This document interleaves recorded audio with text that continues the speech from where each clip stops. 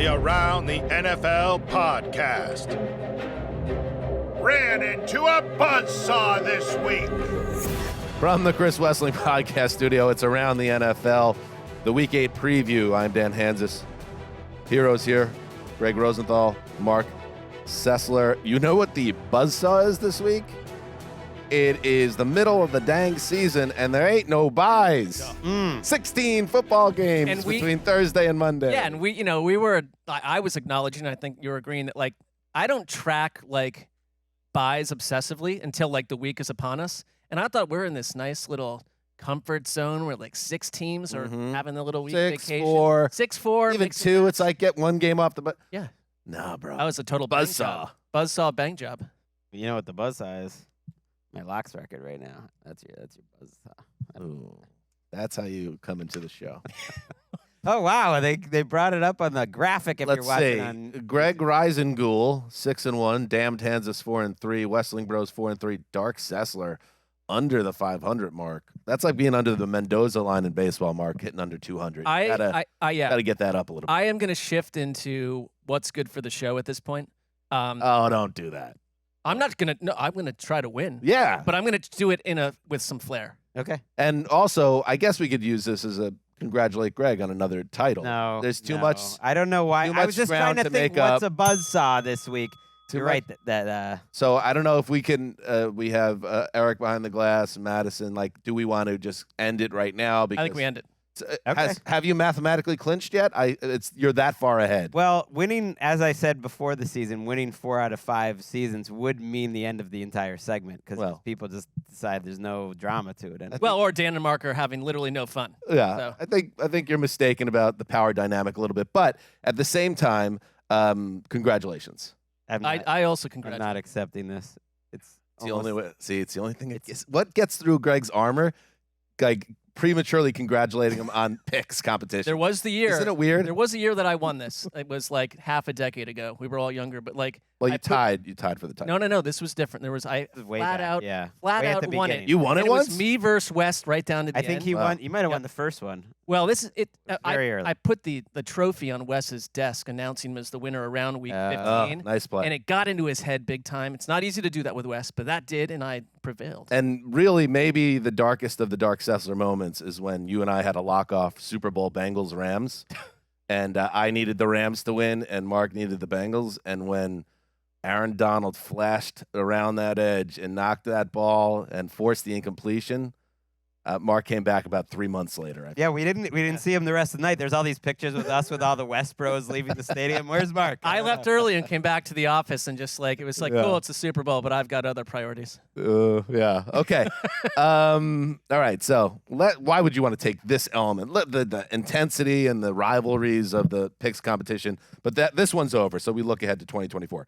All right. Now, week 8, we gave you the island games, the primetime games we broke down as part of the QB Index episode with Nick Shook. Please check that out. So now let us get to the Sunday games, draftable. And I have the first overall pick, and this one it couldn't be easier for me.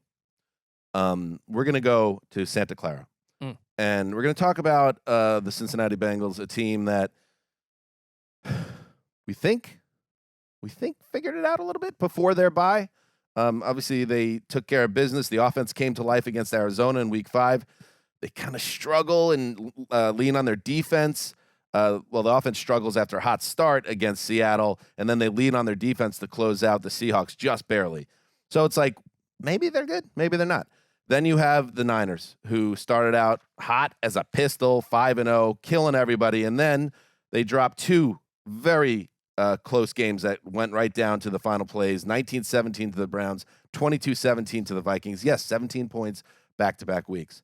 So now they're back home after 2 tough road losses, and they might have a new quarterback, Marc Sessler, because Brock Purdy went into the concussion protocol, and as we've seen this season, it seems more rock solid than ever. If you go in that protocol, you're probably out for the week, so it could be Sam Darnold time. Yeah, there's very little. I think there's been like one player in the last year that went into protocol at this period and played like that weekend. It just doesn't happen. I think tweeted that out, and then everyone pointed out how many times that's not true. That it's actually like 20% of the time. Well, thank you, Adam Schefter. But that's a great opening salvo by me. But for it to be a midweek one where they didn't catch it on Monday night, which again, this is happening a lot where they don't catch it at the time. Just saying, like wait, 1 in 5 players that go into the protocol, it was or something like I think there was like 20-something% has been able to return. Like Mo Ali Cox. Oh, so 80% got it. Okay, that sounds right. I do think though, you know, Purdy, to me, I feel like I always want to defend him. And Dan, I think you're in the same camp with these people that just want to, like, you're just a mid-level guy. It's not because of you that you're succeeding. He's had a couple tough weeks. But isn't there this sort of sense that everyone's waiting to see Sam Darnold in this offense? Largely because, like, Kyle Shanahan was, like, you know, verbally unfurling sea poems about Sam Darnold. Well, everyone being the Darnold hive. And it's huge. The hive has not gone away. And there would be reasons for the hive to have dissembled. But, like, the hive is around, and I think there's, like, a little bit of juice around the concept of, like, can Shanahan do with Sam Darnold what no one else has been able to do? And I kind of find it fascinating for that reason.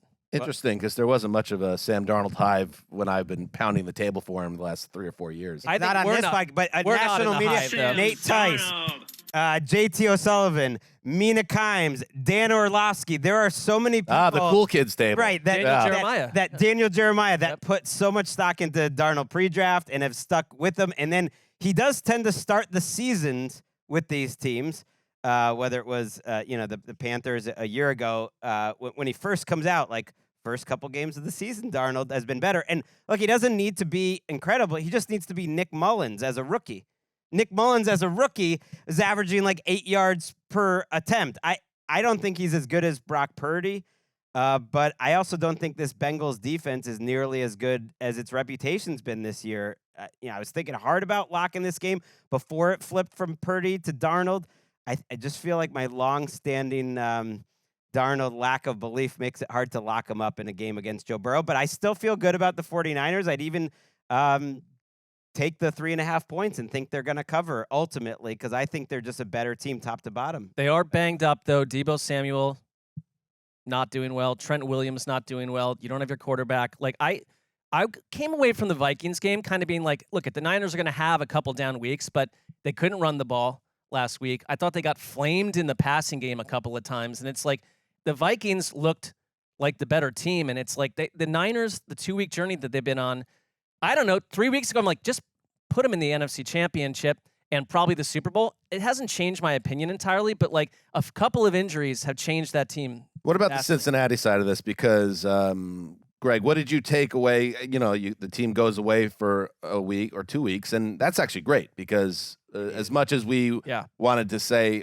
Burrow looked much better the last couple of weeks physically, and he did.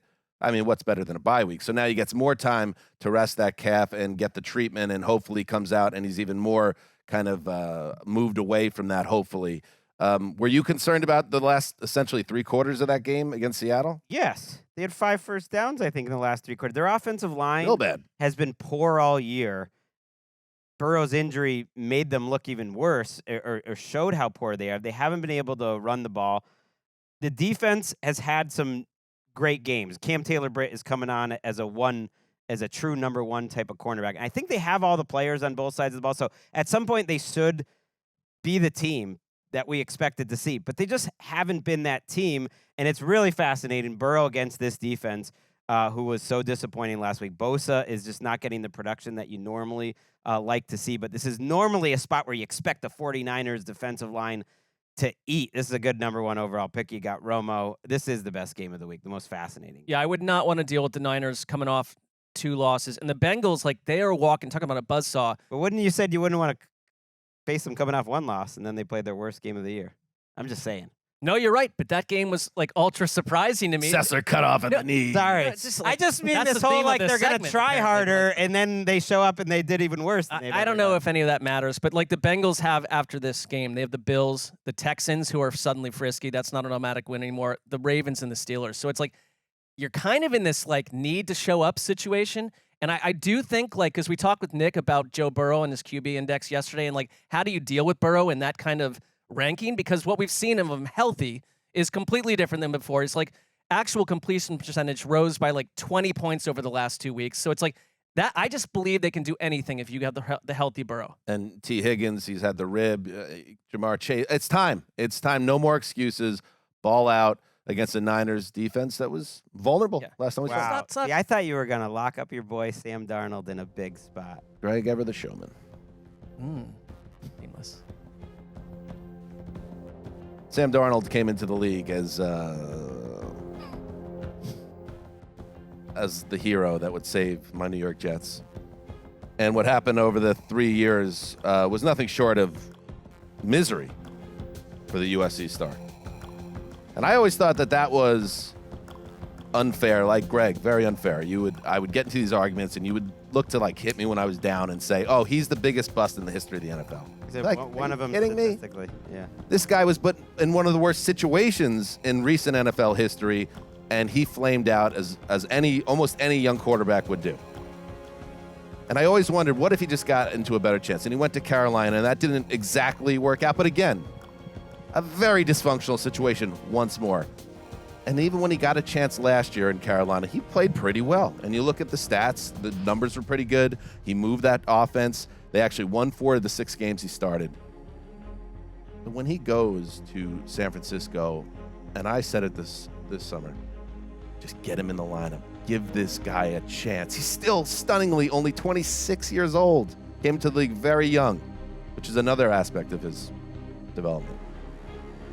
Now is the time to put Sam in, because if you put Sam Darnold in, he ain't coming out. I'm locking up the Niners. He's not going to... Wait. Wow. It was timed so well with the music. That was beautiful. Brock Purdy's done at this point?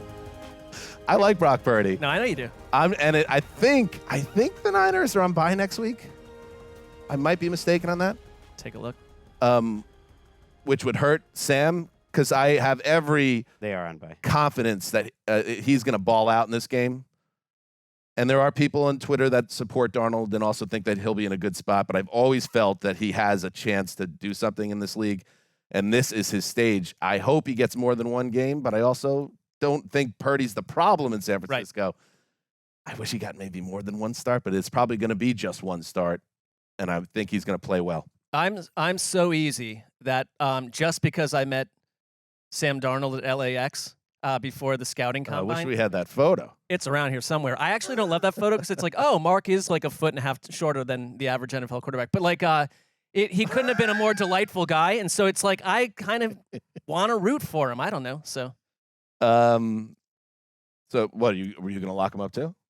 Oh no, okay. I told you what I do is for the show at this point. I've got a surprise down the turnpike. By the way, that game is Niners favored by 3.5. The over/under is 43.5, and that is a Nance Romo Wolfson joint. All right, come on, Sam Richard, not Samuel. Sam Richard Darnold. All right, let's get to it. Mark, you are up with the second pick. All right, I'm going to take my late game right out of the gate here. Let's go, Sam. Yeah, well, he's not playing in this game. Oh, Sorry. right. He's playing in your game. I'm taking the Browns at Seattle. I'm a little mystified by that Colts game because you got look at their calls at the end, like probably and Jim Irsay of all people is coming out strong saying the Colts got robbed there, and that I think there's a fair argument there, no doubt about it, that happened. But Cleveland also did a lot of good things in that game, but they did a lot of bad things. You got like pretty much terrible quarterback play. You couldn't really run the ball that well outside of Jerome Ford's like monster touchdown run. Myles Garrett played out of his mind. The defense also arguably had its worst game of the year and gave up monster yardage in the passing game to Gardner Minshew of all people. So it's like you put it all together and they still scored like 39 points and won in the end. I guess like I want to be hopeful and say Cleveland, amidst all these ups and downs, is finding a way to win these games because they didn't have good quarterback play against the Niners either, and you don't have Nick Chubb, and they found a way to get that done with like a stellar defensive effort in bad weather. Myles Garrett right now is the centerpiece for me, and I think it's the Myles Garrett and the rest of that pass rushes match up with Charles Cross and Abraham Lucas of the Seahawks. Myles Garrett is on pace for the greatest PFF pass rushing grade ever, and it looks like it. And he did a lot more than just rush the passer a week ago, and so I think it's like sometimes these games to me come down to somewhat simple equations of like, if you're going to get this, if Myles Garrett's on a hot streak like this and he's supported by a good defense around him, it's going to be a challenge for Seattle. I also feel like this is the kind of game where Cleveland on the road, if you got PJ Walker in there, when do you get the really bad PJ Walker game that just sort of explodes everything from the inside out, Greg?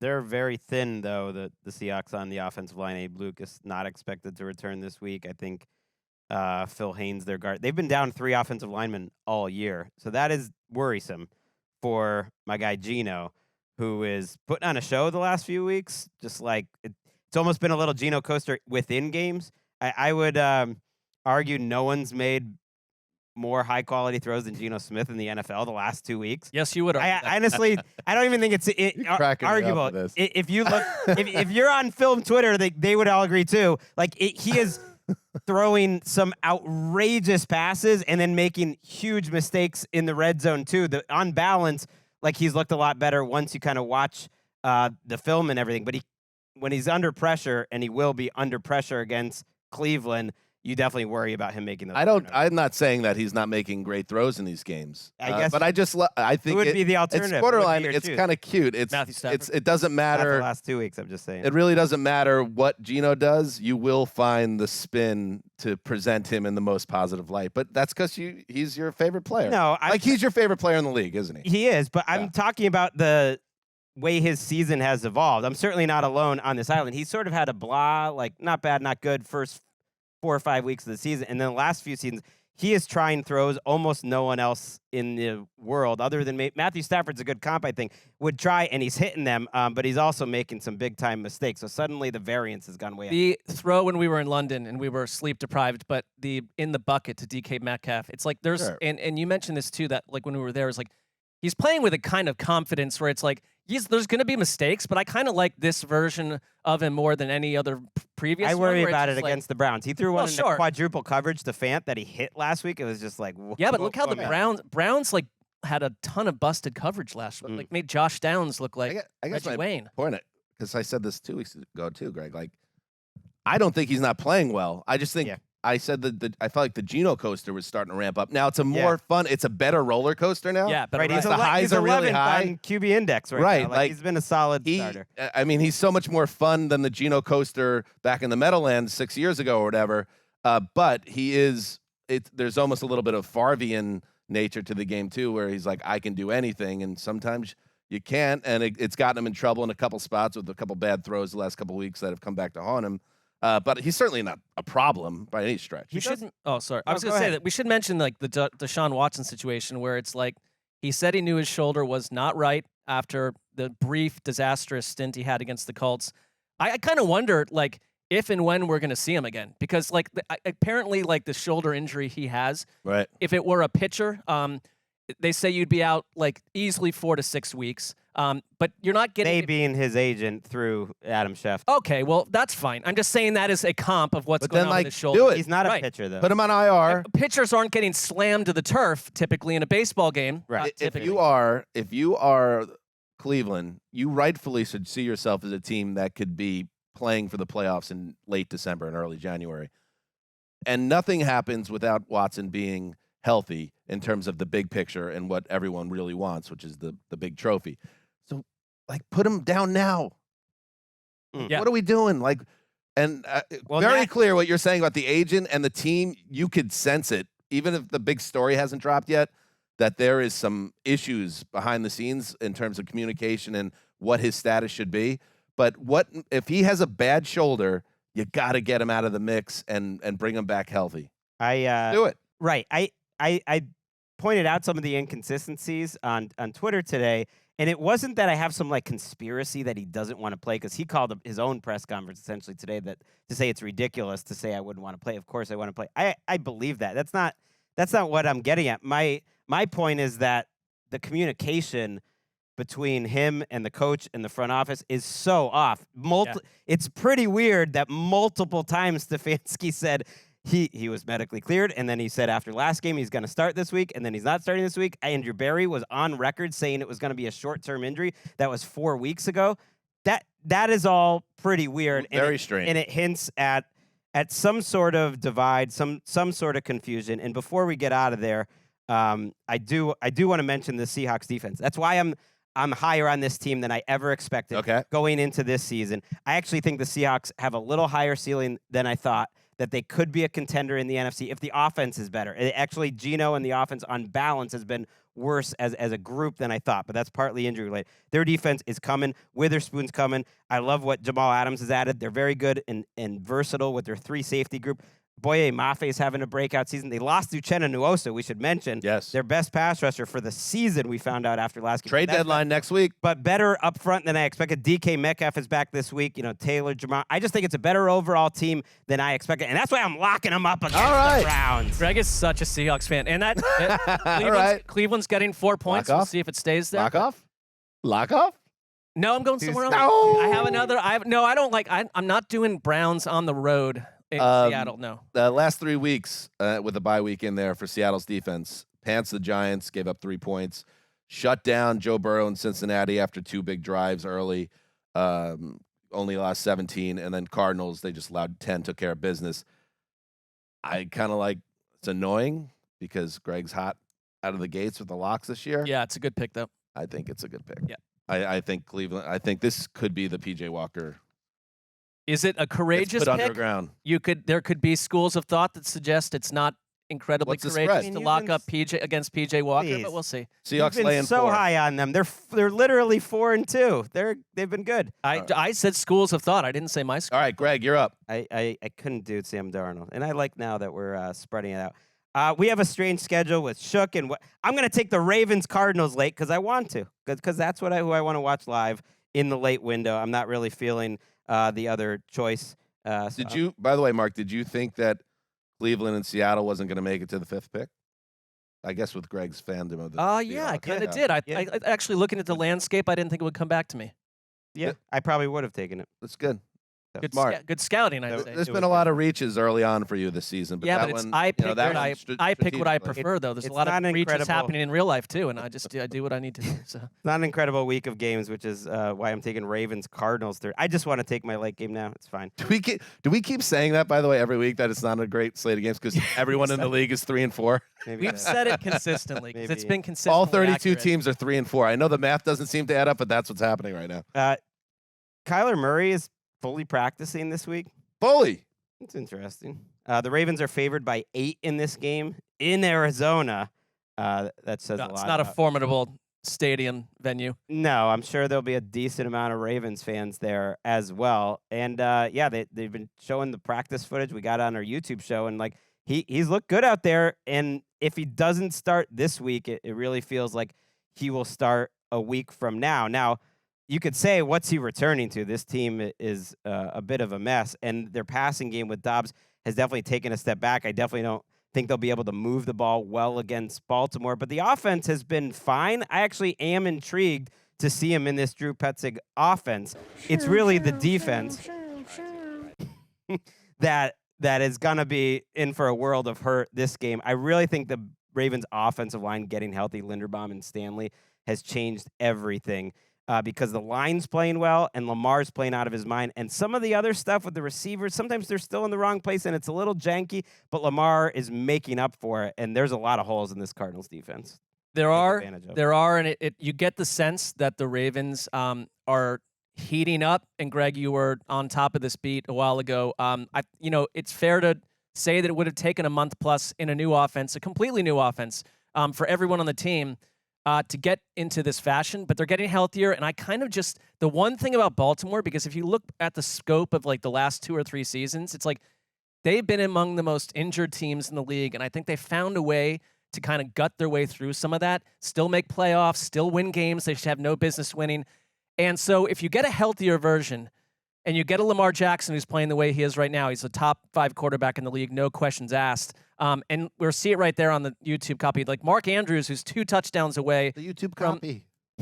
Well, that's what it is, right? Where else would you watch it? I don't know if anyone's ever. If you're listening in your car, you're out of luck. But it was Mark Andrews' cat. He's 2 touchdowns away from tying Todd Heap for the most touchdowns in history. God. I think Mark Andrews is the kind of guy that doesn't get almost enough credit somehow. I don't know, but I just look at this Ravens offense and I feel like this is maybe where Arizona, who I've had a bit of a fetish for. A bit? I don't see it at this point. Okay, the floor falls out. Holy God. Thank you. But even a week ago, I was saying. Little I can't really push back on the Ravens because it's the wrong time to do it because they just played better than anyone in the league in Week 7, and now they have a layup against the Cardinals. But they're a little weird. No, you're right. I'm just saying, like we're now we're gonna view the Ravens as this unstoppable juggernaut, but they've kind of proven a couple times already this year that sometimes you don't know what's gonna happen with the Baltimore Ravens. Yeah, but clean games are an argument. Like last week was a super so let's make them game. 2 in a row. Sure. And because it wasn't that clean in London when we watched them. By the way, Greggy, you know what they got next week? Ravens Seahawks, baby. Ooh. Greggy torn asunder from within. Yeah, I don't know what you're gonna do, Greg. That's a fun game. I mean, I like football. It's not like I'm gonna either way. My team wins. Oh, what a life for Greg. I have 14 favorite teams, so I can't lose. I'm just kidding. Who do you like better? Who do you like better, Seahawks. the Ravens or the Seahawks? Well, I mean, just in terms of like my emotions watching the game, I'm not really living and dying either way. Who would you rather win next week? We'll Seahawks. save it for next. Seahawks. Wow, interesting. Not even close. All right, let's keep I moving. don't care if the Ravens Not win even or lose. close. Why would I? You're a Lamar, if you see that Lamar me coming at you, like you're right. Sure, in I'm front, rooting like for him. I'm rooting for him as a player, but I'd rather the Seahawks win. Greg, it snakes to you. All right, I am going to take Kevin Burkhardt's early game. It's the Rams. AB. It's the Cowboys. The Cowboys are 6-point favorites in this game, and it's a lot.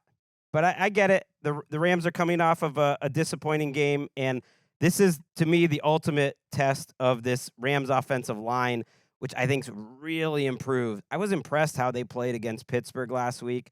I thought they protected Matthew Stafford pretty well, and they were able to run the ball against Pittsburgh. I know they didn't win the game, but I just think if their offensive line is good, then they're going to be around to stay. But it's the ultimate test when you go up against this Cowboys pass rush. So that's a fun matchup on that side of the ball when Matthew Stafford has it, because I think they could be better than their 3-4 record. They're one of the few 3-4 teams where I look at that team, I'm like, that's a good team. How about for the Cowboys, who are on bye? Couldn't have gone better for them. So you get the bye, get to get healthy, you get some shots off against the league about, people give us a harder time than the rest of the league. And then you see the Lions get humiliated the way they were. And then you see the Eagles. No, who else went down? There was another. San Francisco. San Francisco goes down, and all of a sudden it's like, okay, like I know we're not perfect, but they're not perfect either. And they had a chance to reset. Now I'm very interested to see. I've been kind of banging this drum a little bit. Like, how are we nearly at the midpoint of the season, and Dak Prescott and CeeDee Lamb have hooked up for 1 touchdown this year?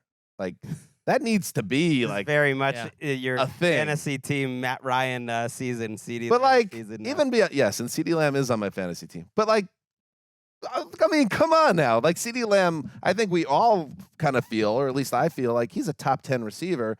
Dak doesn't have a ton of options on the field. How are they not funneling targets and letting that guy make plays? Because when CeeDee Lamb is making catches, and he's still CeeDee Lamb, and he's electric with the ball in his hands, I feel like that's an obvious missing part of their offense in the new Texas Coast offense is the chemistry, or at least the production between those two guys.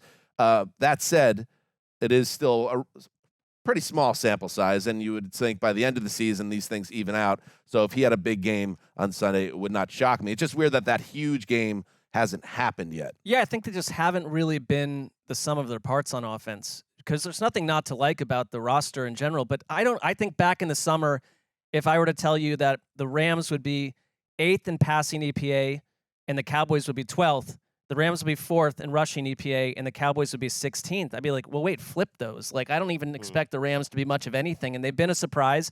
But I do think this is a time, it's an important week for Dallas to, like, just simply shred the Rams and look like the team that we want them to look like. They're 3rd against the pass, 4th against the rush, 1st in pressure rate, the best man coverage team in the league. Matthew Stafford has been, like, it's weird because Matthew Stafford, we talked about it with Nick. It's like 7 touchdowns, 6 interceptions. The stats throw them out the window because he's throwing the ball as well as he ever has, and you've got a nice group of receivers. But Dallas has really no excuse to not take care of business here if I'm to buy them at all. Yeah. Because you can say the Niners lost and the Eagles did this or that, but it's like the Cowboys had to I need them to convince me you can take care of your own business. I feel like it's kind of you're talking out of two sides of the mouth there because it's like, oh, the Rams are actually much better than we thought, and here's some data backing that up. And now the Cowboys have no business not taking care of business. I think this is not a. They're not the Cowboys at all. Like that's so. It's like I do think that the Rams. I'm just saying. I think this is a pretty good. Evenly matched game. Maybe the Cowboys are the favorite and they're at home. 6 points. But they've lost some guys on their defense, and I think this should be closer than perhaps the spread tells us. By the way, CeeDee Lamb is on pace for like 100 catches and 1,300 yards. Just telling you. So the touchdowns are random. But all right, throw the stats out the window. It's not the same. It's not like what you expect. You know what I expect from CeeDee Lamb and Dak Prescott? What Jalen Hurts and A.J. Brown are doing on Sunday. Okay, that's fair. Yeah.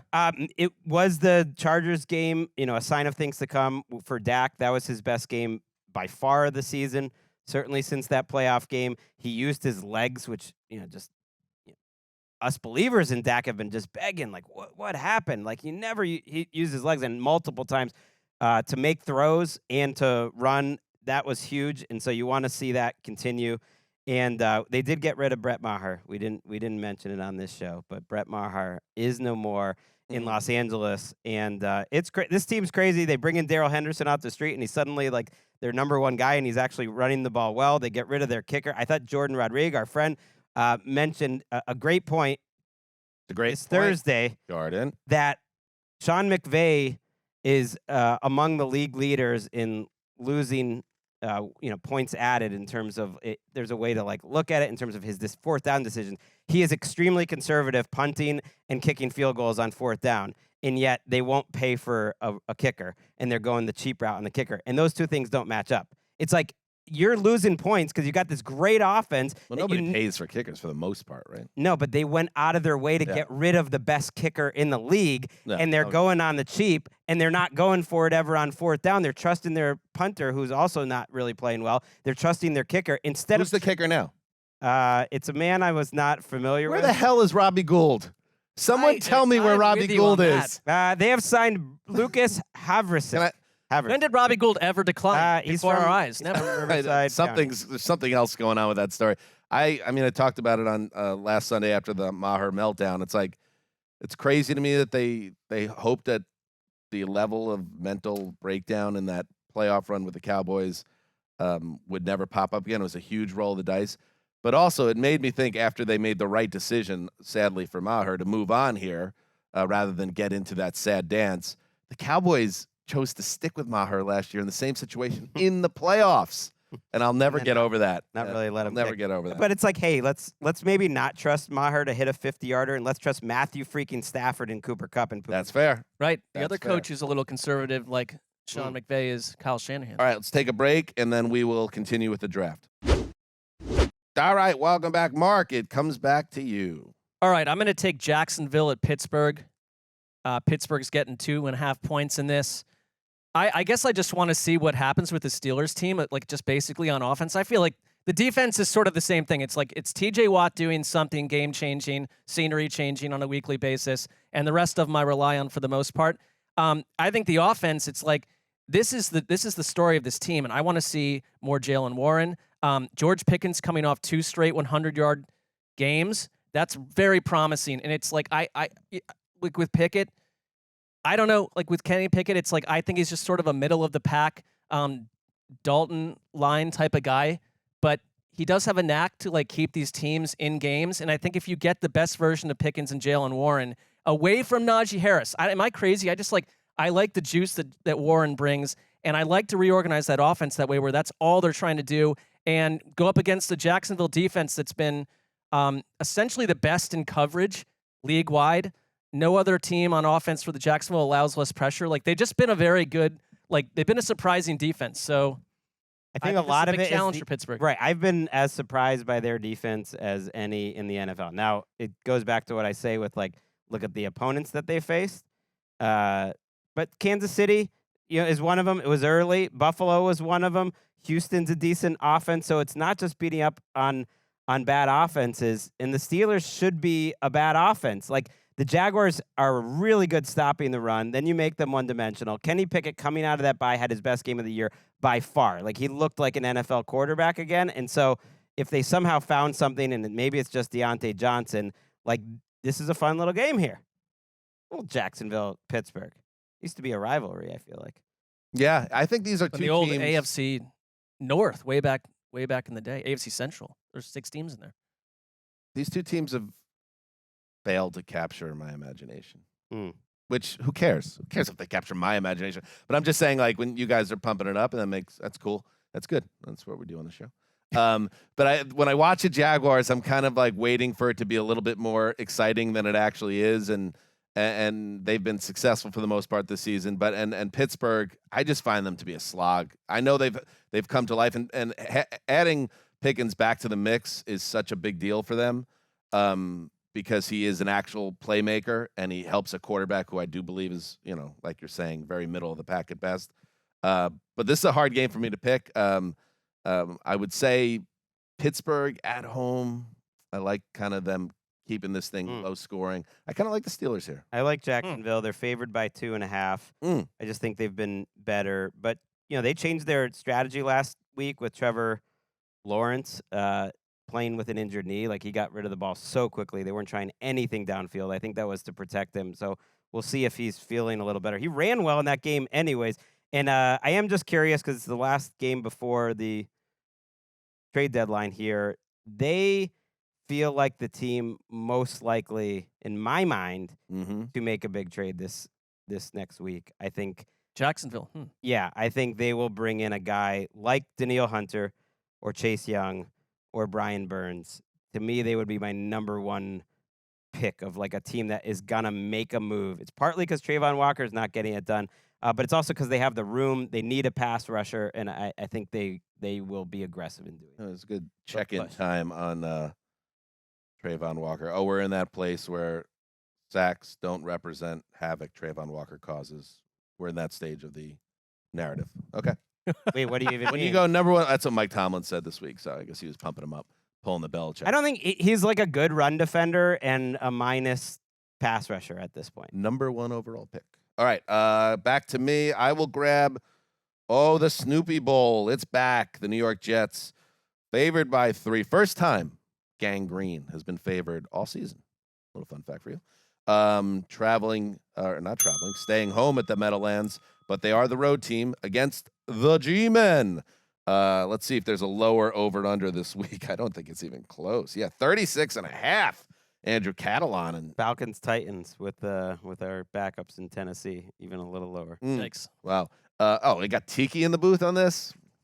That homer. Back-to-back Giants games for Tiki. I know. I see you. Yes. He's got to be professional and not. We need Tiki in the Giants. booth for this game.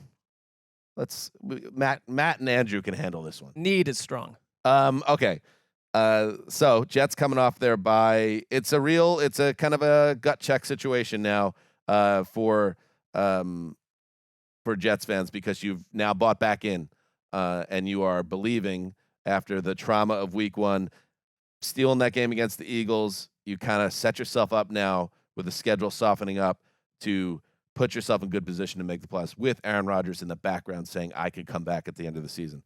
But these are exactly the type of games you got to win. You can't now show up flat as the defense, as good as it's been, has been not very good at all early in games. And they kind of heat up as things go along.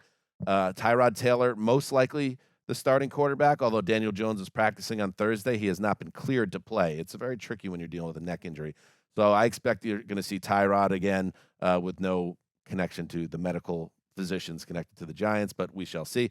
Either way, it's going to be interesting to see the Jets offensive line, which lost some key guys before the bye to injury, up against the Giants pass rush mark that finally woke up against Washington with 6 sacks after having 5 the first 6 weeks. So if you get a pass rush against Wilson, you could create turnovers and the Giants can hang around. I think this will be a low-scoring game, and it will come down to if Wilson can continue to build on his modest gains in recent weeks. Yeah, it feels like a 17-14 type situation. 2 offensive lines. The Jets working around their limitations. The Giants, a disastrous offensive line. Andrew Thomas did return to limited practice. We'll see what happens there. I love this for the Jets. DJ Reed, coming off a concussion, full participant. Sauce Gardner, full participant. You've got one of the deepest densest, most terrorizing defensive lines in the league against a Giants offensive line that has just simply said, come and take our quarterback down to the turf 5 to 6 times a game, week after week. I love this for the Jets because I think there's something going on with the Jets that is spiritual and strange. The Giants, to me, have zero juice, and I'm locking up the Jets for the first time in about 1,000 years. They're going to win this night. They're doing it. They're going to win it. Mark, Why? No, I don't know. Why not? What's not to like? They're 3-point favorites here. What's It's not to crazy. like? What's not to like? No, you're right. There's a lot of things pointing to the Jets should take care of business, but Snoopy I Bowl know this nuclear team. bomb blast occurs Okay. on Sunday. I'll give you one thing not to like, and that's that Tyrod is playing at a higher level than Daniel Jones was if Tyrod plays. Well, where is he playing relative to the rest of the quarterbacks in the league? Like 25th, 26th? I would say he'd be right around the Dalton scale for the 2 games that he's played. I mean, he's played. I'm not scared of Tyrod Taylor. Hey guys, I have if you want to direct this criticism to 2 groups of people, we have a certain fellow who wants to weigh in to as the well. zoo. Yes. Oh, wait a minute. To the zoo. Hello, heroes. I know you're probably surprised to see me since Phil said he was going to try to take this over. All the brothers said, yeah, we got the lock this week, Nick. We're going to just do it for a while. Send the video in, take care of business. Well, guess what? They didn't follow through. Shocking development. I get a text from Eric this morning saying, hey, Nick, no one sent me a video. We don't have a pick. He's just settling I scores. swear. I must be hanging out in the ape house because I'm working with a bunch of orangutans here. I mean, are you kidding me? Guess what, Phil? You suck. Tim, you suck. Mike, you stink. Eddie, Larry, you're all right because at least you didn't try to take it over and do something you knew you weren't going to follow through on. Anyway, I'm going to do the exact opposite of what they would want. I'm locking up the Jets. The Giants stink. They're terrible. Fork them, get them out of here. The Jets will make the playoffs. Lock it up. Oh, wow. All right. Well, I don't know. Like, lot of- whenever in the past, whenever Chris Wrestling would agree with anything I said about football, I just sit in my chair beaming, and, like, I feel the same right here. Oh, about wow. Nick and friends. I do. I think the That zoo's is- going to get their act together. All right. It's just like, what is happening? And I want everyone to understand with these Wessling brothers, none of this is made up for the show. Like, they fight like cats and dogs, orangutans and monkeys, whatever you want to say, and they are settling scores on a widely heard podcast. I mean, one of the quotes there from Nick, Phil, you suck. Like that. I mean, Yeah. that's within the context That's of tough. a Sorry, pick. Phil. Yeah.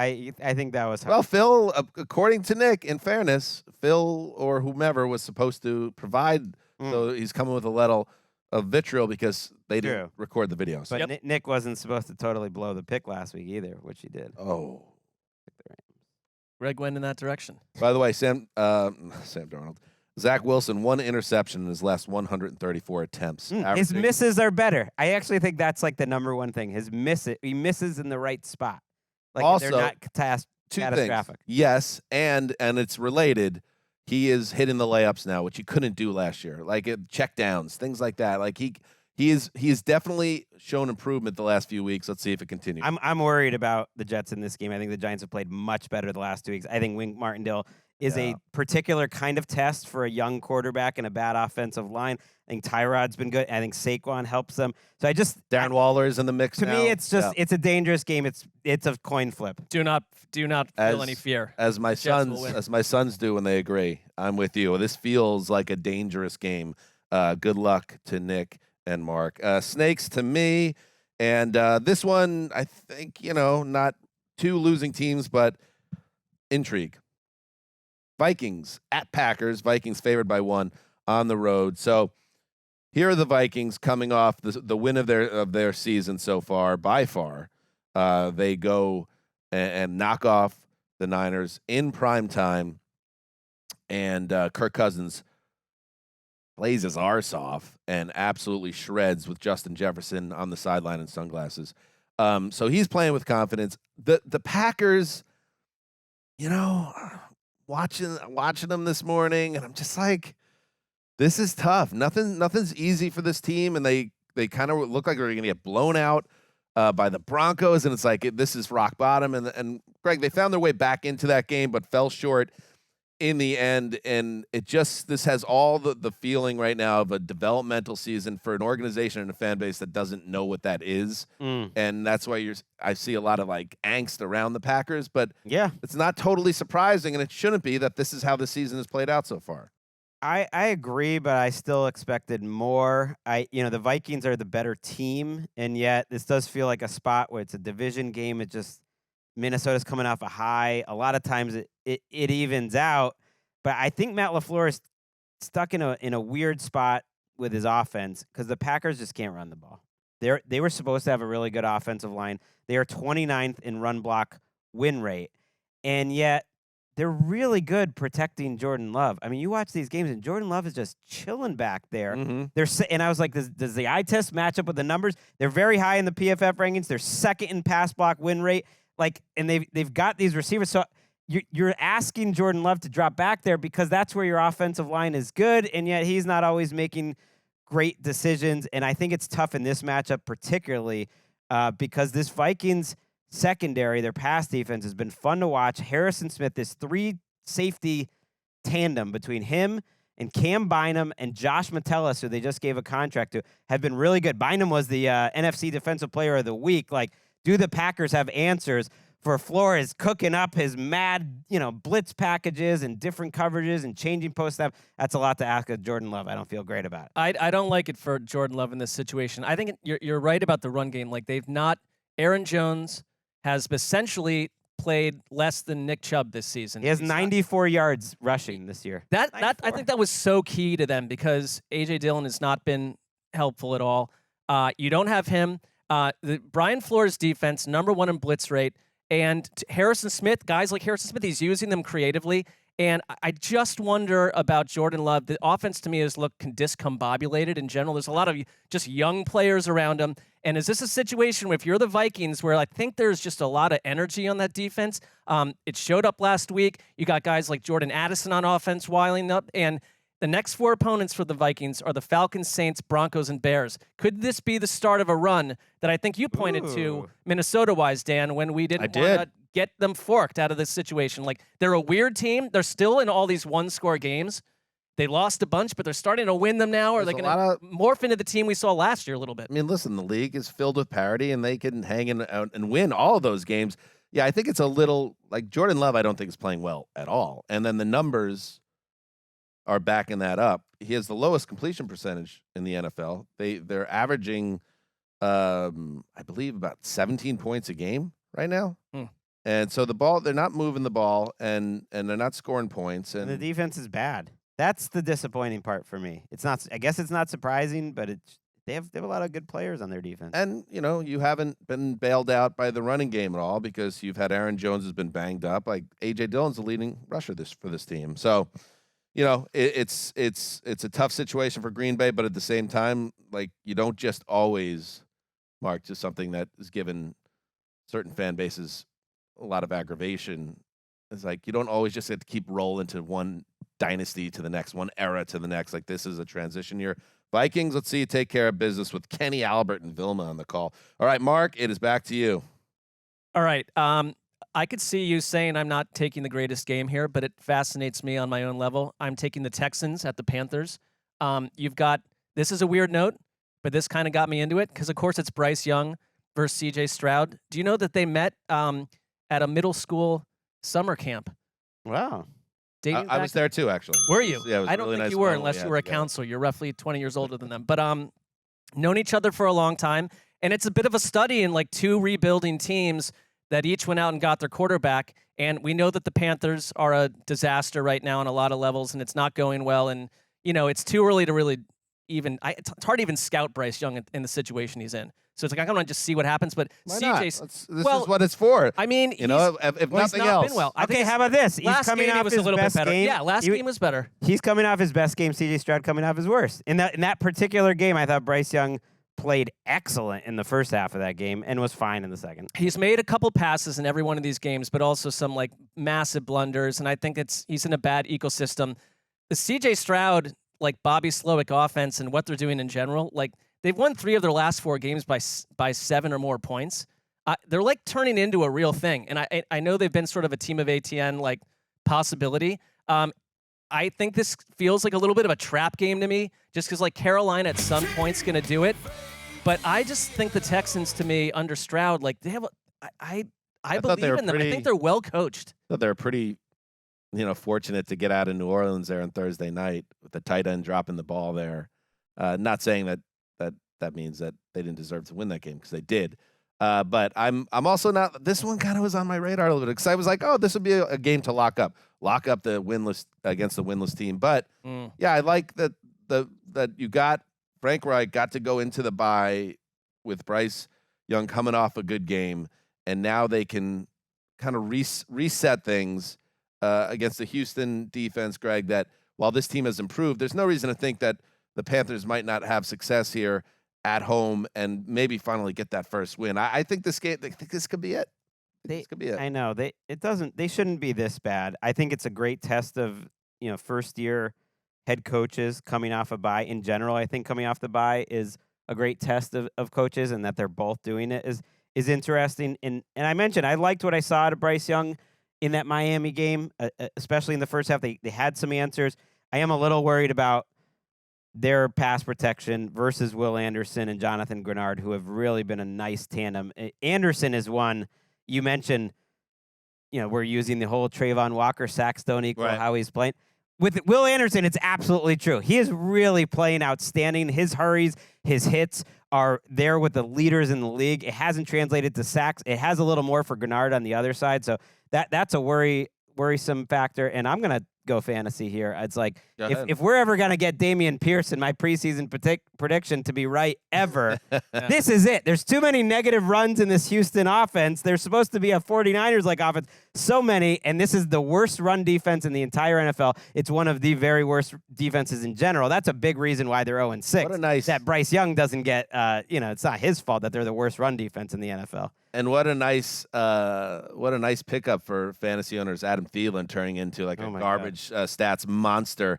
I wonder, it would be, with the trade deadline coming up, it would be really nice to see the Panthers maybe pull something off and get another playmaker there. It sounds like they want to. They've been talked about for a couple of weeks as wanting a wide receiver. That's going to change. Let us see. And by the way, to your point, Will Anderson, he's just got 1 sack, but 8 QB hits. That's tied for most on the team. Second most QB hits in NFL among rookies. I don't know if you know who would have the most hits amongst rookies, QB hits. Jalen Carter, I would guess. Byron Young of the LA Rams. Wow. Nice little player. That? Agent Zero, I think they call him. By the way, Texans 3-point favorites. All right, let's move to Greg. Okay, I got a certain strategy this Sunday. It's a weird Sunday. Falcons-Titans. Falcons are 2.5-point favorites on the road against the Titans. Let's review the Titans quarterback situation. Our guy, Ian Rappaport, reported Will Levis is being prepared to start. Multiple times all week, and this was on my radar, Mike Vrabel came out and said, we're preparing both players to play. And when he said that, I was like, does that mean that Levis is starting, but they've sort of got some fun plays for Malik Willis?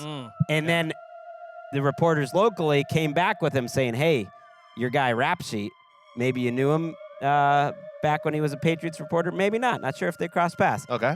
He reported Will Levis is starting. What do you say? He's like, I'm preparing both players to play. So I think we know it's Levis starting, a little bit of Willis. And then Tannehill showed up at practice Wednesday trying to do some stuff. Right, sit down. And take a break. You never know. So we could see him. I just wanted to update you on the quarterback situation for the Tennessee Titans. And maybe we can put some Halloween horror music under that, because I have to say, does this ever work?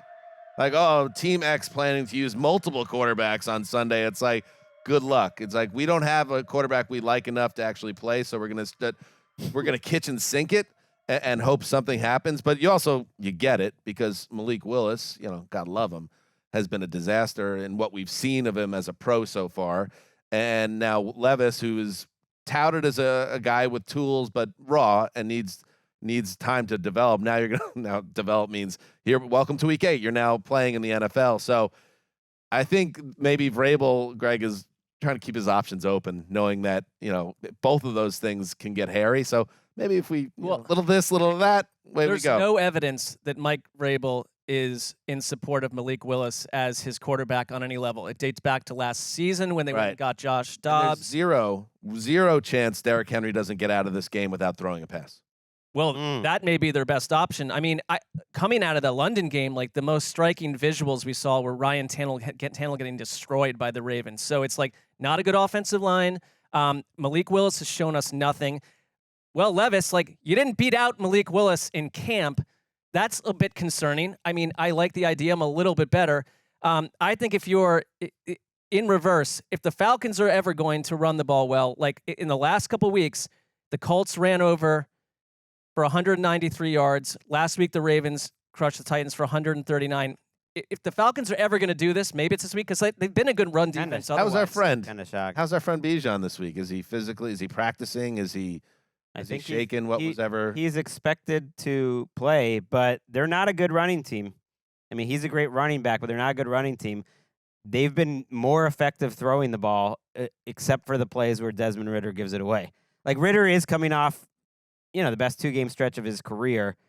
But it's just crazy that, like, oh, wow, Desmond Ridder making nice throws. He did it last week. I was impressed with a lot of his throws, and then he just kills you with the mistakes. The timing of the mistakes. Yeah. 3 red zone turnovers last week, and they're averaging 13 points a game. But they also could be 5-3 after this week. They are favored, I think Colleen was on to something. All right, Greg, snakes to you. All right. I am going to take the Saints and the Colts. All right. A rematch. All right. Of one of my favorite Super Bowls of all time. A long time ago now. It was. Saints are 1-point favorites on the road. Don't like that. I like the underdog in this game. I think the Colts are a better team overall.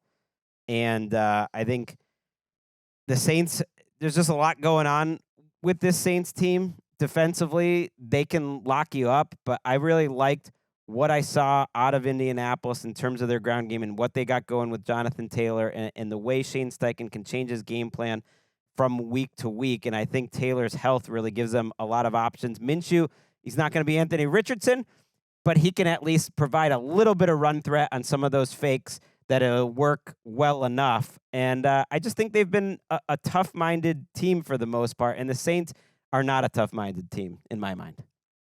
Minshew ran the ball really well against Cleveland, and it was like design run territories, and I think he gives them that. I mean, it's been a couple somewhat atypical weeks for Minshew because of the giveaways.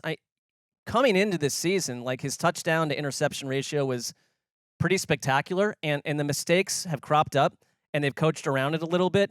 I would also say that he's had a really nice connection with Josh Downs, who has been great as a rookie for them, and Michael Pittman too. And so there's the big plays are happening, and I think the biggest development there is that Jonathan Taylor against Cleveland looked like the Jonathan Taylor that we've waited for, and that can change everything for them. Minshew has thrown 4 interceptions targeting Michael Pittman per Next Gen Stacks. And then Michael Pittman came out after the loss last week and said, maybe I'm not like an important guy in this offense. Erase the dry board because the wide receiver has spoken about being unhappy. So you know what happens because you saw what happened last week with Devontae Adams. They will funnel targets to Pittman to try to keep him happy. Let's give him some credit, though. On Wednesday, unprompted, he called the reporters over and said, like, man, I was in my head Sunday. I was kind of being an ass and apologized. Well, he didn't say he was being an ass. He said, I'm a sore loser. Yeah. Like, I hate losing. And, like, I get that. It was a mea culpa, though, unprompted. So I give it to him. Derek Carr,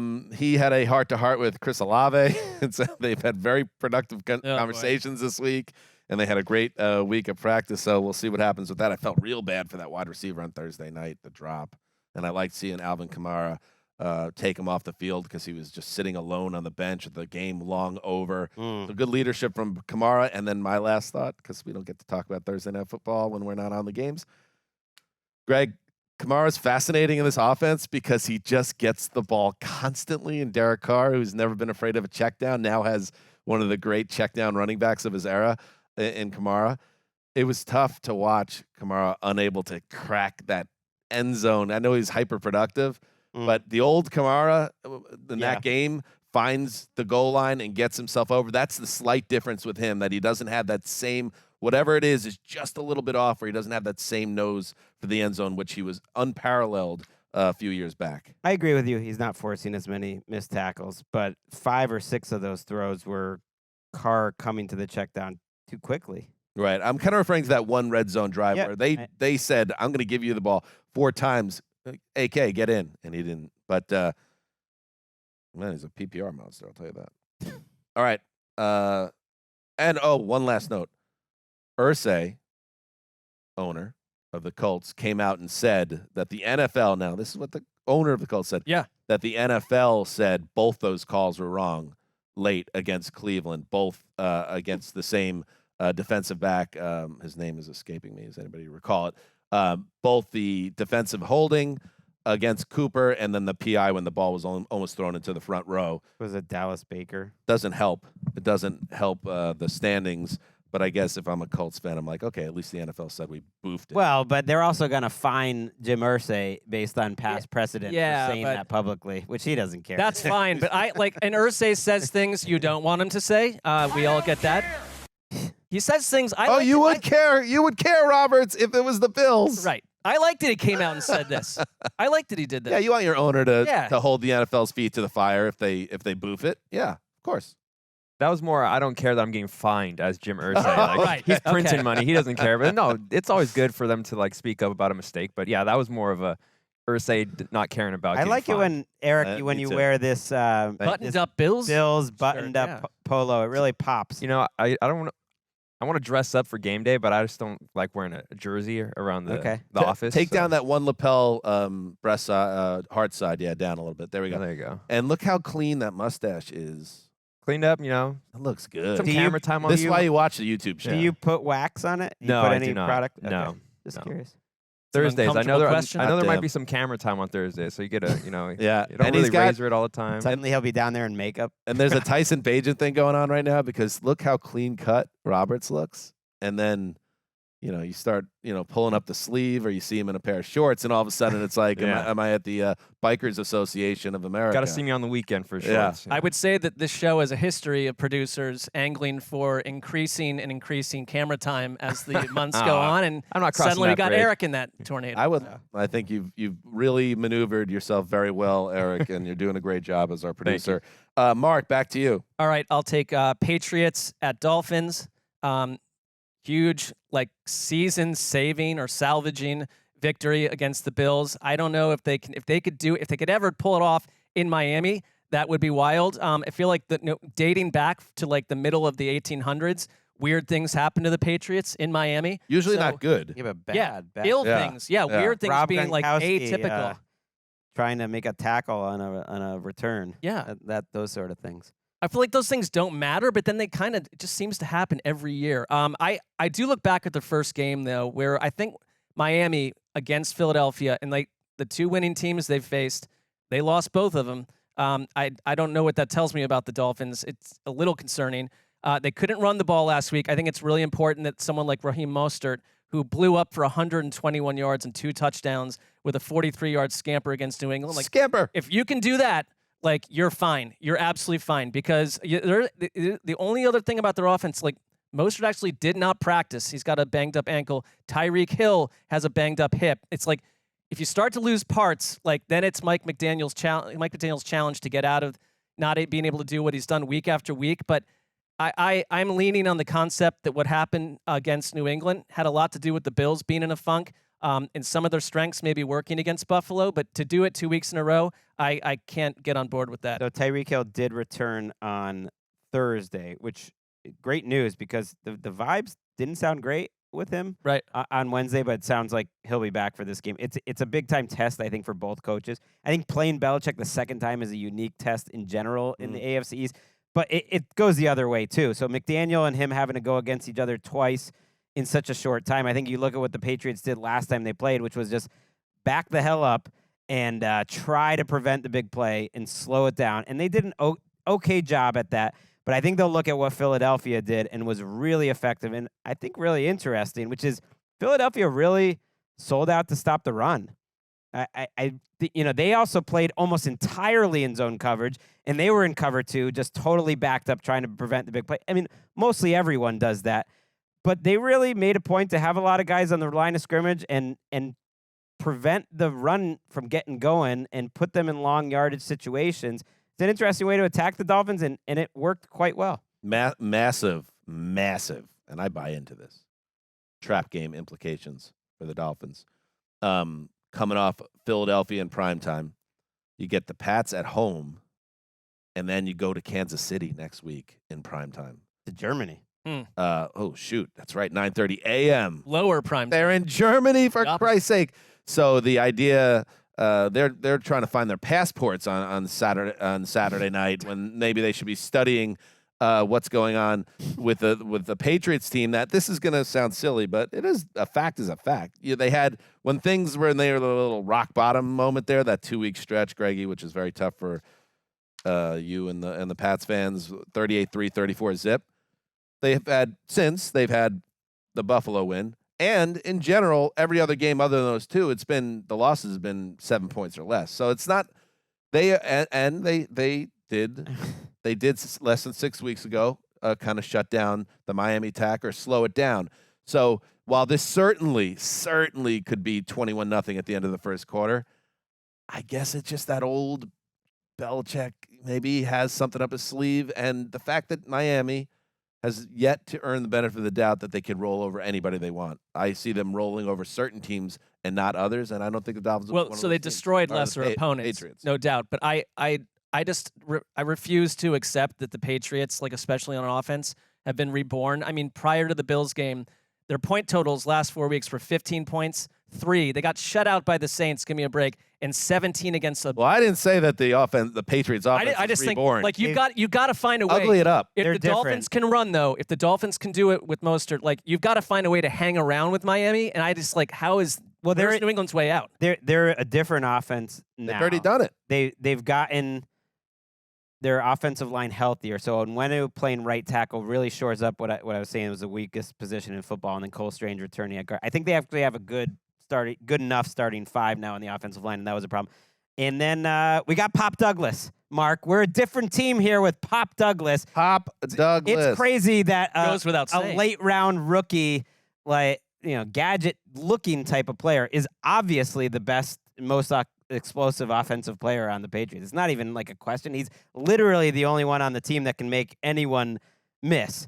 They also don't have Christian Gonzalez, who played really well in that first game, helping out against Tyreek Hill. And instead, you got J.C. Jackson, who's thinking, I already got roasted by Tyreek Hill in week 1 with the Chargers. Now I get traded to another team, then I got to go deal with Tyreek Hill. That's not fun. All right. Let's take a break, and we'll close out the draft. All right. We're back. Let's close this thing out. Back-to-back picks for Zuzer.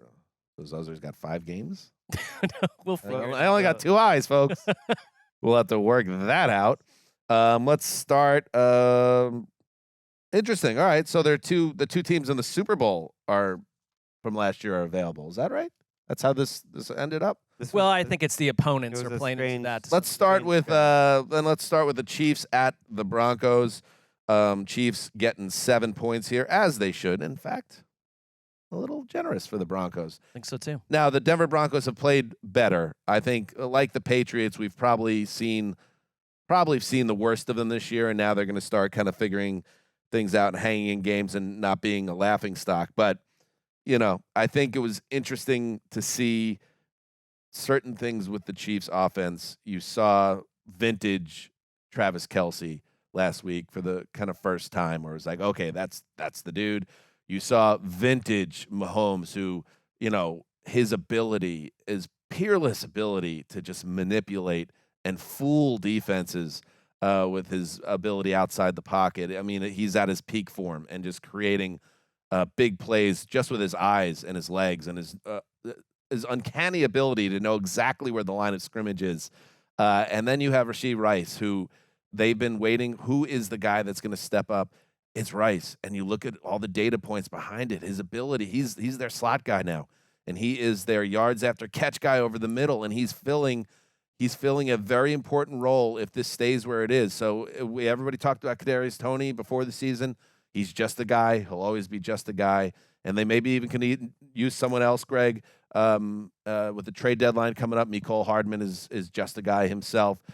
but you're starting to see the They got Chiefs. a lot of guys though. They got to get rid of some if Right. they're bringing anyone in. You gotta say the Chiefs might be starting to figure it out on offense again, and with that defense that they're paired with, they're scary.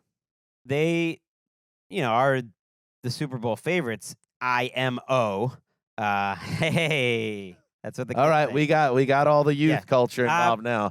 Cut that for social I mean, and send it to the you don't local need- middle school. You don't need to know more than Patrick Mahomes, and with one of the better defense in the league. That's all you need to know. And the fact that the offense is coming off a good game. I'm not going to say the offense is back, though, because just 2 weeks ago against this very same Broncos team, who at the time had a historically bad defense, the Chiefs' offense didn't really I said do it was much. a sign they were maybe figuring Yes, some things out. I tend to agree because, again, it's Patrick Mahomes and a really good offensive line. So that's the mismatch to me, and that's ultimately the problem for the rest of the NFL is the Chiefs' pass protection has been incredible this year.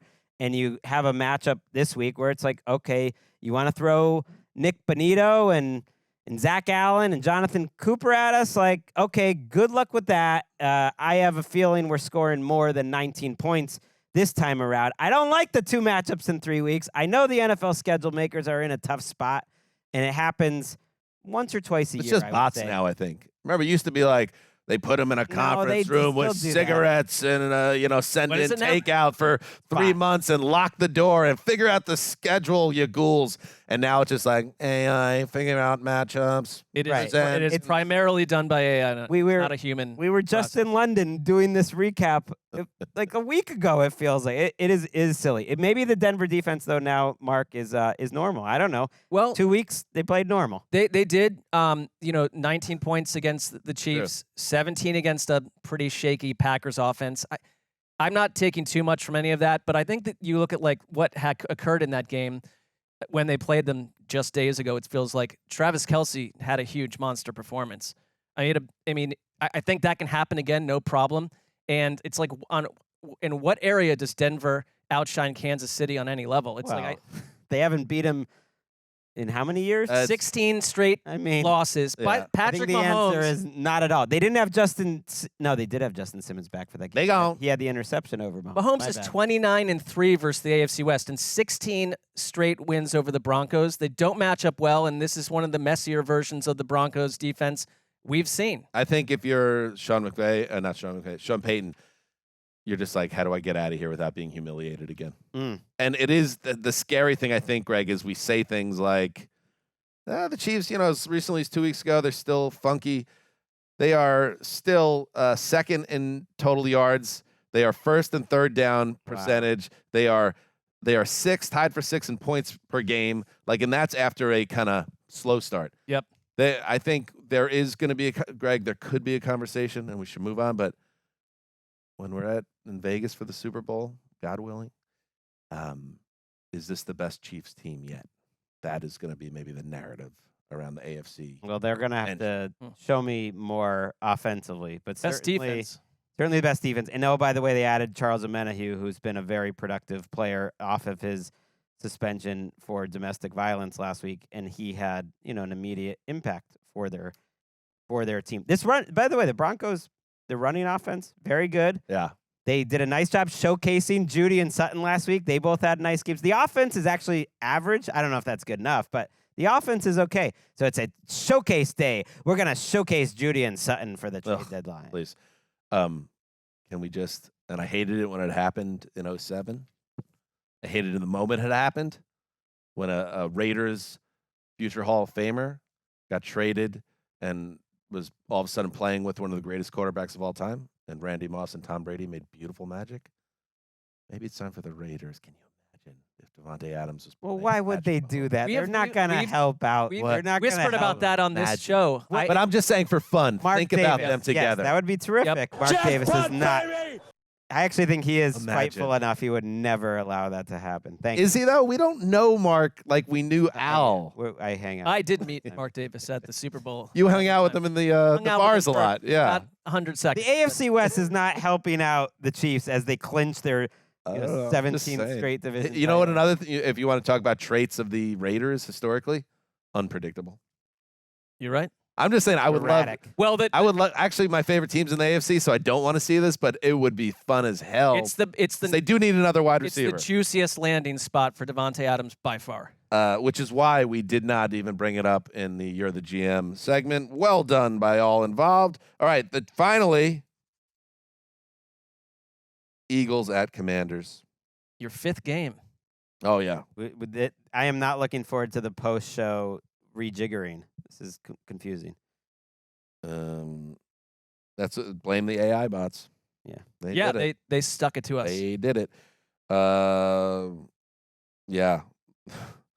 Sam Howell is he's gonna be the decider here whether this game is a blowout or not. If he's throwing the ball for grabs and he's running for his life, terrible job by the offensive line against the Giants. Then there's going to be some turnovers, and then the Eagles are going to just start humming, and this is going to be grim. But Greggy, are we still on the point where we're a little bit nervous about the Philly offense? We were just talking about KC. No. Okay. No. I mean, they're a little meat and potatoes. It's not a lot of variation. I think it was interesting that Vic Fangio was in that building and knows that team. You know, he made a very similar approach to what the Eagles did defensively, and he really played it. They played in base defense that whole game, and they said, we're going to stop your running game if at all possible, and we think we have a better chance of winning if Hurts is throwing the ball down the field. And they did get a couple of turnovers out of it, and that, to me, is telling. I just don't know if the Commanders are set up to possibly do it. They didn't do it when they played earlier this year, but neither did the Eagles defense. The worst performance by the Eagles defense all season was against these Commanders. They actually didn't really get after Sam Howell that well in that game. Sam Howell was kind of throwing the ball all over the field. It was a fun game. This matchup over the last few years, including the Commanders, win over them last year, has been, very close down to the wire. It's just one of those division matchups. So I think 6.5 points, a little too much for for the Eagles. It might I be. like it. I mean, Howell, they may not have gotten to him in the way that he's been gotten to in other games, but he was pressured 27 times by the Eagles, which is 27. tied for the most. How many quarters did they play? Right. It was tied for the most in a game by any player in 2023, other than the fact that he was tied with himself in that terrible Buffalo game for Howell. So well, they didn't finish those plays. Not enough. They didn't, but I also think it's like week after week, it's like, is the offense rounding into shape? I just look at the defense. They allowed under 200 yards passing to the Dolphins, 45 on the ground. We talked about how they did that. Hurts, the giveaways have been the issue, but Hurts is playing awesome otherwise. Like, I'm not really, it's not like, last year, maybe not exactly what we're going to consistently. Like, Hurts is doing incredible things. It's been a couple flurry of giveaways that have caused problems. He hurt his knee in that game, though, so that is something to watch. He's definitely playing this week, but just something to watch, whether he's as mobile, whether he can run the ball as much, because that would change their offense quite a bit. And let's give him some love because he deserves it. And Greg loves it. He has major fantasy implications. Greg was like a schoolboy when we were in the theater room watching A.J. Brown do it again in prime time. This man has 701 yards since week 3 receiving. 5 consecutive games with at least 125 yards through the air. That ties him with Calvin Johnson and Mark, somebody that played when you were in elementary school, Pat Studstill, the 1966 Lions, were the longest streak. I was not even on the earth, but continue. With 125 plus receiving yards in NFL history. And like what I was saying with CeeDee Lamb, he is like his counterpart, rest in peace, the 2023 Phillies, Bryce Harper, like he's the showman. Like when they need a big play, he's just a killer. He is a killer for this Philly offense and is definitely in the running for Offensive Player of the Year. Ooh. I mean, how can he not be? Yeah, no, you're right. Of course. I would say, like, you just can't drop this if you're the Eagles. Your schedule is... Oh, they'll take care of it. Well, they will. I agree. PCOB. This one's coming up, though. Cowboys, Chiefs, Bills, Niners, Cowboys, Seahawks. 6.5, we said. Yeah, that was the spread. Okay. It's a dangerous one. I'm not like racking it up. It's an interesting one for Washington, too, though, just because... Again, trade deadline. It's rarely on my radar. They need to push back the trade deadline 2 weeks. But Washington... They're not going to, though. Like this not yet, Greg. There's this whole idea that Chase Young could get traded or maybe someone else from this team, and it makes sense. But it's like, is Ron Rivera making the decisions? Because Ron Rivera knows he's out at the end of this year. So who would be making him make any trades? Because if I'm Ron Rivera, I'm not trading a thing. What does a second round pick next year do any good for me? But if they're 3-5, maybe there's pressure from above saying you got to make a move. I don't know. Well, it's new ownership, so I don't know what the relationship is there in terms of telling Ron Rivera what he has to do. But Martin Mayhew doesn't strike me as like a super empowered general manager. No, it's Rivera. It's Rivera making the calls. Fire up your Philadelphia defenses in fantasy because they're getting after Sam Howell, and they're going to be playing from behind Washington, and he's going to start throwing it up for grabs, and it could be Grizzly. I love that for the Eagles. All right, Greg. That's a new one. Another fan, another team on the list. All right, Eagles, Seahawks, Ravens on an island. Only one team can continue to exist. It's really not about one team. It's about one man. So it's the Seahawks right now. Why do you Geno trumps all. Well, I just want it. It's been an amazing journey. Why is it so personal, though, the love? It's not. It's been a fun journey, and it's like, For you. how fun can this get? Because this team is kind of frisky. Can he be in a big spot in a divisional round game? That would be fun. Like that. Let's push it further. You want to see how far the Geno coaster goes? I wish we had an AI service that could tell us like who's been mentioned the most over the last like 18 months, because it's got to be Geno Smith number 1, Yeah. and then the number 2 Well, would Rodgers be is half up as there. many times. Rodgers got a lot of play this summer, but I he's think been off the Geno grid for the most part. has Michael 1,000 Jordan minutes, gets a lot 1,000 of minutes comparison. logged on this podcast. Jordan We'll take is care up of there. business. Jordan is up there. Jordan comes. All right, good stuff. Good stuff. We will be back Thursday night, Mark and I, with recap of Thursday night football, a matchup between Mark. The Bills and the Bucks. Thank you very much. And so make sure you check out that and our NFL Plus Dreamatorium content rolling out and everything else we've sent your way this week. We appreciate your patronage. Until next time, heed the call.